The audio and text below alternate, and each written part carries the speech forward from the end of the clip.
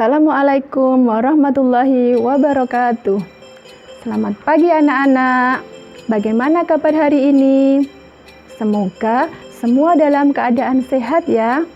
Berjumpa dengan Budian pada hari ini untuk belajar bersama materi tema 9, benda-benda di sekitar kita, subtema 3, manusia dan benda di lingkungannya, pembelajaran kedua. Masih semangat belajar dari rumah ya, dan selalu ingat pesan Ibu 3M.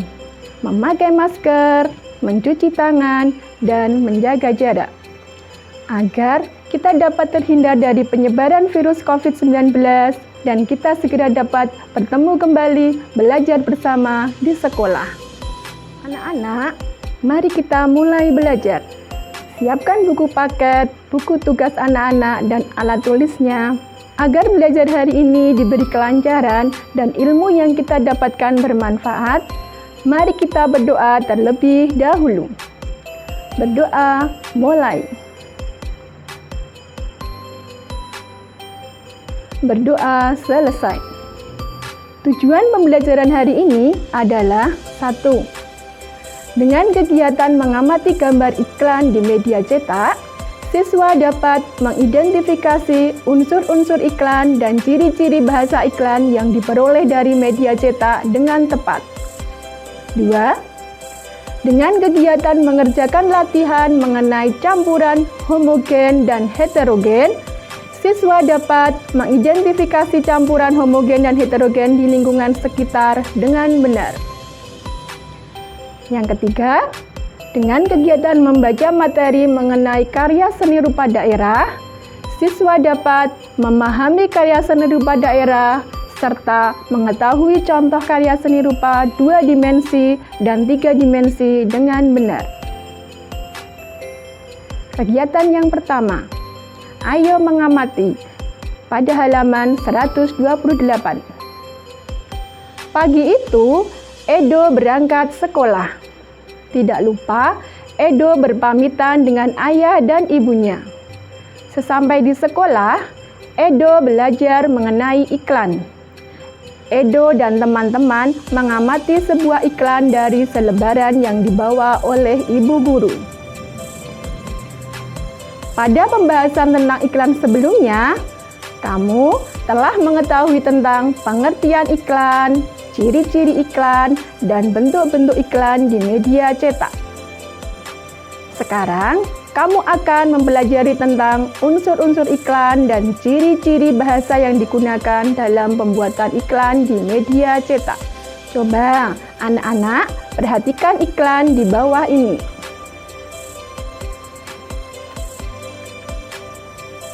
Selanjutnya, kegiatan selanjutnya yaitu ayo berdiskusi pada halaman 129. Setelah mengamati iklan yang ada pada gambar di atas, maka diskusikanlah bersama kelompokmu mengenai unsur-unsur iklan. Kemudian, tuliskan pada kolom berikut.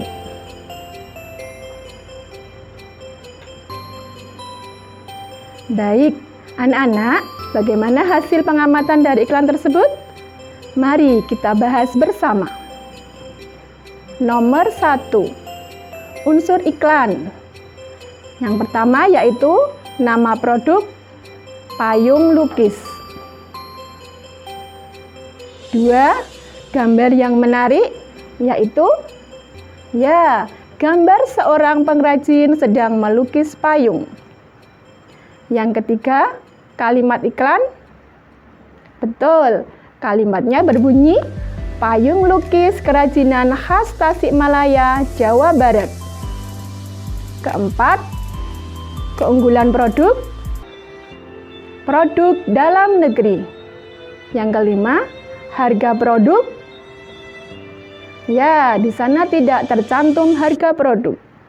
Yang keenam, nomor telepon. Nomor telepon juga tidak tercantum. Yang ketujuh, alamat pengiklan. Ya, yaitu dari Tasikmalaya, Jawa Barat. Baik anak-anak, sekarang tugas anak-anak yaitu mengerjakan Ayo Berlatih pada buku paket halaman 130. Ya. Untuk memperdalam pengetahuan kamu tentang iklan, lakukanlah latihan berikut. Perhatikan iklan dalam kolom sebuah koran berikut. Setelah kamu membaca iklan tersebut, jawablah pertanyaan di bawah ini. 1. Sebutkan unsur-unsur yang terdapat dalam iklan di atas. 2. Bagaimana ciri-ciri bahasa yang terdapat pada iklan tersebut?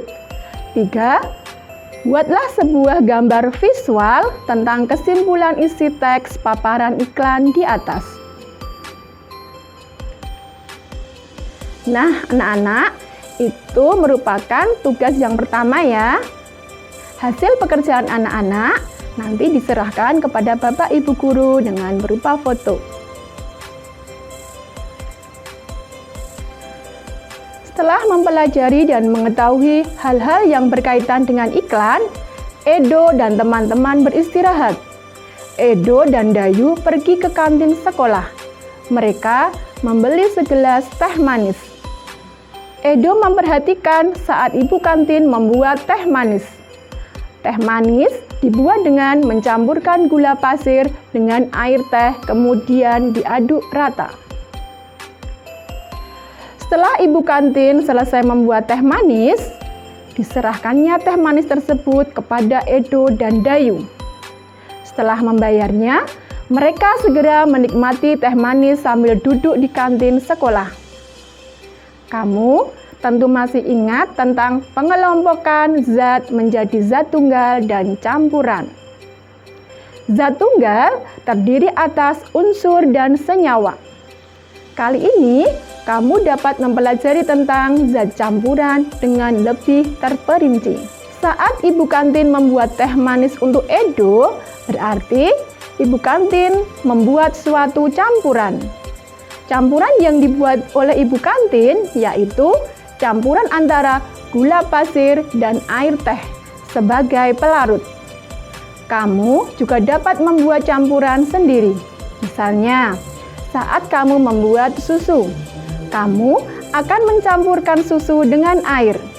Saat kamu membuat kopi untuk ayahmu, kamu akan mencampurkan kopi, gula, dan air.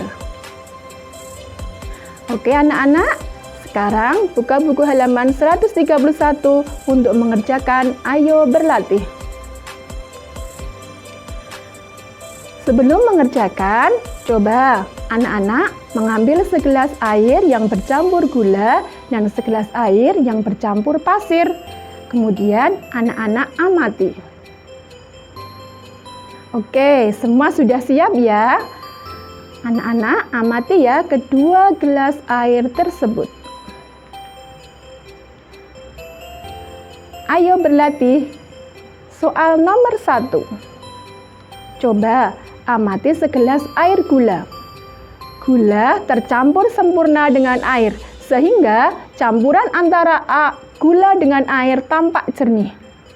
Berarti dalam hal ini gula tercampur rata dengan air. Termasuk campuran apakah peristiwa ini? Berikan penjelasannya. Ya, betul. Yaitu gula tercampur rata dengan air. Campuran antara gula dengan air termasuk campuran homogen. Campuran homogen juga disebut dengan larutan. Jadi, dalam larutan, gula tersebut terdapat dua penyusun larutan, yaitu air sebagai pelarut dan gula sebagai zat terlarut. Soal nomor 2. Cobalah amati segelas air yang di dalamnya terdapat pasir. Apakah pasir dapat larut dengan sempurna sehingga larutan terlihat jernih? Tentu tidak, bukan? Termasuk campuran apakah peristiwa ini?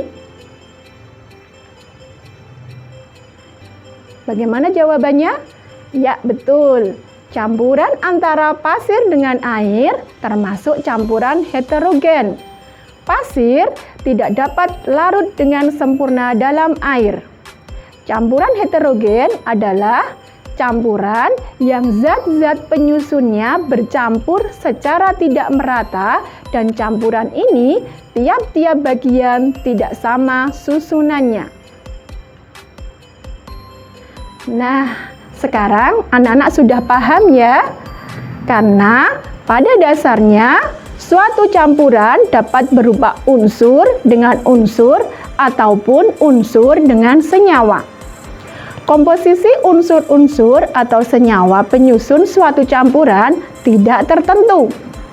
Sifat asli zat-zat pembentuk campuran masih tampak, sehingga komponen penyusun campuran tersebut dapat dikenali dan dapat dipisahkan lagi.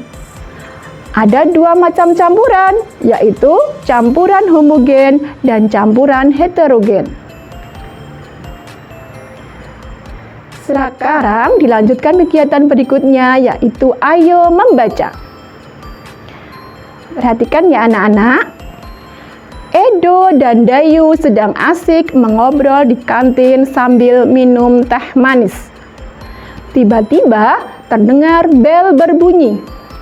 Edo dan Dayu segera menuju ke kelas untuk mengikuti pembelajaran berikutnya. Pak Guru menunjukkan baju batik yang dikenakannya pada peserta didik.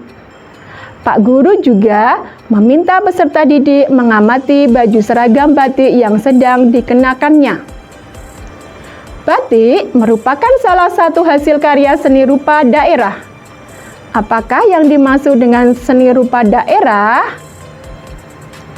Seni rupa daerah adalah cabang seni rupa. Seni rupa daerah memiliki suatu ciri khas dari latar belakang sejarah suatu wilayah. Oleh karena itu, seni rupa daerah memiliki perbedaan dengan karya seni daerah lain. Karya seni rupa daerah dipengaruhi oleh corak seni tradisional.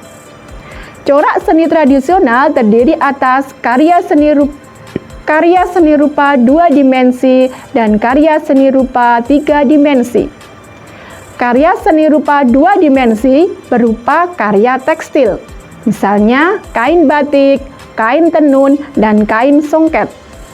Karya seni rupa 3 dimensi contohnya ukiran kayu, keramik, dan patung.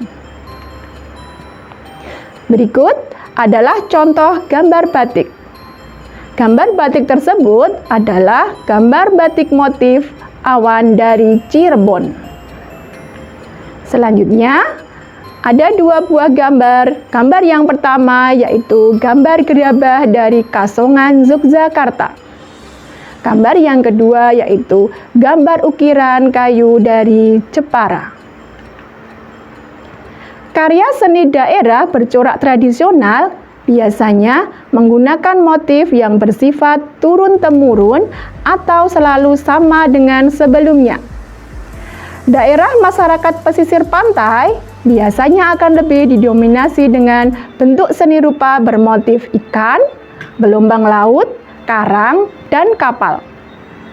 Sementara daerah masyarakat pegunungan akan lebih didominasi dengan bentuk karya seni rupa bermotif buah, pepohonan, bunga, dan hewan-hewan. Secara umum, karya seni rupa daerah memiliki ciri-ciri sebagai berikut. 1. Bersifat kedaerahan. 2. Dipengaruhi oleh budaya dan latar belakang sejarah suatu wilayah. Yang pertama, A. Mengandung simbol-simbol dan bermakna. B. seringkali digunakan untuk upacara adat, agama, atau kebutuhan sehari-hari. C. Dibuat dari bahan alam yang berasal dari lingkungan. Yang ketiga, corak dan motifnya dipengaruhi oleh kondisi fisik atau geografi suatu daerah. Dipengaruhi juga oleh corak seni tradisional masyarakat setempat. Fungsi karya seni rupa daerah dibedakan menjadi fungsi individual dan fungsi sosial. Yang pertama, fungsi individual. Sebagai media untuk mengekspresikan jiwa, emosi, dan mencerminkan segala sesuatu, baik suka, duka, dan marah. Selain itu, karya seni juga sebagai media mengekspresikan cita-cita, pandangan hidup, watak, bentuk, corak bahan, dan juga teknik. Yang kedua, fungsi sosial. Yang pertama yaitu sebagai media pendidikan, kedua sebagai media hiburan atau refreshing, yang ketiga sebagai media komunikasi, dan yang keempat sebagai media keagamaan. Berdasarkan jenisnya, seni rupa daerah terbagi menjadi dua, yaitu seni murni dan seni terapan. 1. Seni rupa murni. Seni rupa murni adalah karya seni rupa yang mengutamakan segi keindahan tanpa memperhatikan fungsi. Contoh, lukisan dan patung. Kedua, seni rupa terapan. Seni rupa terapan adalah karya seni rupa yang mengutamakan fungsi namun tetap memperhatikan segi keindahan. Contoh, batik, ukiran kayu, gerabah, dan lain-lain. Nah, sekarang anak-anak sudah paham kan? Nah, untuk mengetahui lebih pahamnya anak-anak, sekarang kerjakan ayo berlatih. Kamu telah mengetahui tentang seni rupa daerah. Untuk lebih memahami tentang karya seni rupa daerah, cobalah untuk mengerjakan latihan berikut. 1. Sebutkan berbagai jenis karya seni rupa daerah di Indonesia yang kamu ketahui. 2. Sebutkan ciri-ciri umum karya seni rupa daerah. 3. Sebutkan 2 macam seni rupa berdasarkan jenisnya. 4. Sebutkan 3 contoh seni rupa terapan yang ada di sekitar daerahmu. Nah, anak-anak, 4 soal tadi itu adalah sebagai tugas yang kedua ya. Silakan anak-anak kerjakan, kemudian hasilnya nanti dikirimkan kepada Bapak atau Ibu guru. Ya, anak-anak, hari ini kita telah belajar. Yang pertama, mengidentifikasi unsur-unsur iklan dan ciri-ciri bahasa iklan yang diperoleh dari media cetak. Yang kedua, mengidentifikasi campuran homogen dan heterogen di lingkungan sekitar. Yang ketiga, mengenal karya seni rupa daerah serta mengetahui contoh karya seni rupa 2 dimensi dan 3 dimensi. Silahkan anak-anak buka kembali, dibaca kembali buku paketnya apabila anak-anak belum jelas, atau silahkan bertanya langsung kepada Bapak atau Ibu guru.